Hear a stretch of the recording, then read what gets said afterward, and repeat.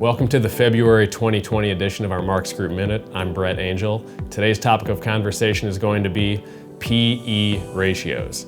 Now, if you pay any attention to financial news or you listen to the talking heads on television, you've heard this term before, but for those of you who aren't totally familiar with it, we're just going to explain it real quick. So the P stands for price, the E stands for earnings, and the PE ratio of a certain company or of a certain index just is a measure of valuation. And why do we care about that? It's going to help us determine how attractive a certain company is or a certain index is given the price it trades at.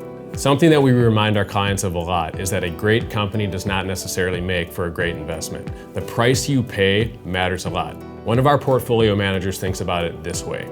You could buy the best house in the best neighborhood, and that could still be a poor financial decision if you pay too much. The same logic applies to stocks.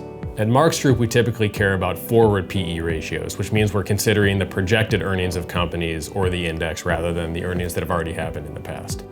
If you look at the S&P 500 right now, in the middle of February, it's trading at a multiple of 19 times projected earnings. If you look at the 5-year average by comparison, the S&P was trading at about 16.7. So compared to where it's been for most of the last 5 years, it's true that stocks generally are more expensive.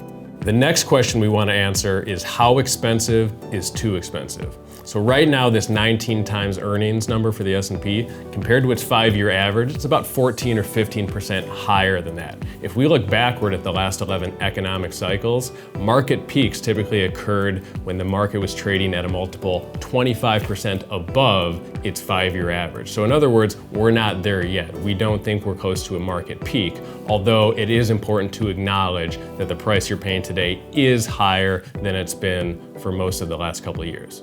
Now, historical comparisons are obviously important, but there's a couple other factors going on that we think give the stock market more room to run. The first is inflows and outflows. So in 2019, $41 billion of net outflows left equity funds. And that means there's a lot of elevated cash on the sidelines compared to there has been in the past couple of years. That could help create more positive momentum for stocks if and when investors decide to get that cash reinvested. Now, the other thing that's going on is we still have an extremely accommodative Federal Reserve.